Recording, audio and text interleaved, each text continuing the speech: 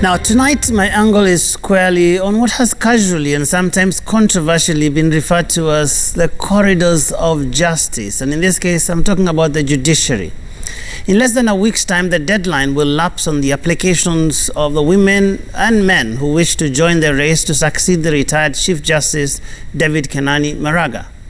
And while this would pass for just another change of guard, this year's transition could not have come at a more consequential time in this infinitely crucial branch of government.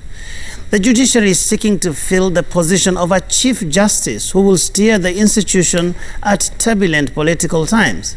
The courts will no doubt be under the spotlight on how they deal with the various politically related cases brought to their attention.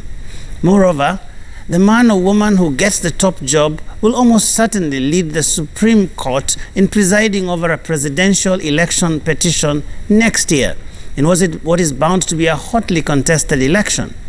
Now, this means that the process of picking the new CJ will itself not be immune to political interference, or at least attempts to influence the outcome. And indeed, that road to the Maraga succession is already bumpy even before the process is well and truly underway.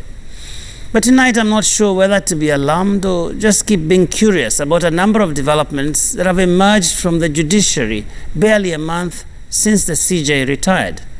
Just a week ago, a judge in Meru issued a decision that baffled even greenhorn legal observers and law students, let alone the harshest critics of the current Supreme Court.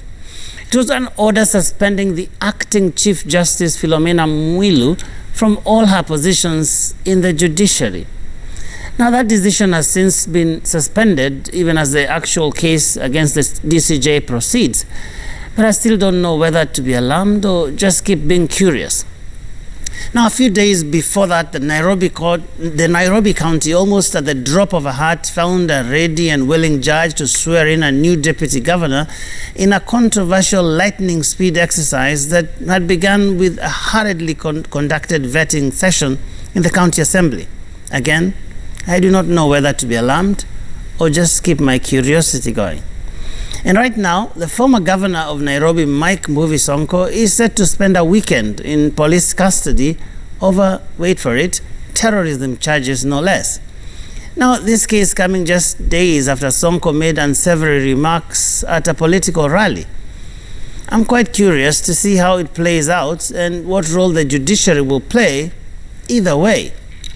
Now, ladies and gentlemen, these incidents do not necessarily show any culpability on the part of the judiciary or the judicial officers involved. But tonight I bring them up first because of the public debate they have provoked, but also, and perhaps more importantly, their timing, both on the political calendar as well as the transition timelines of the judiciary.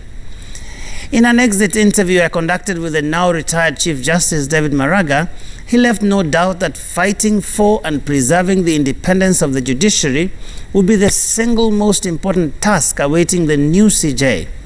The bench, even during this transition period, can therefore not afford to be seen as pandering to the whims of any of the other arms of government.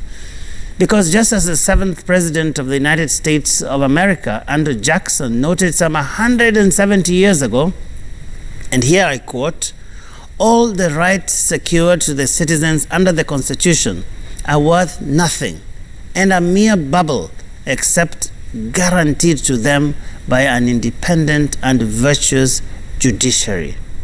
I rest my case, and that is my angle for the week.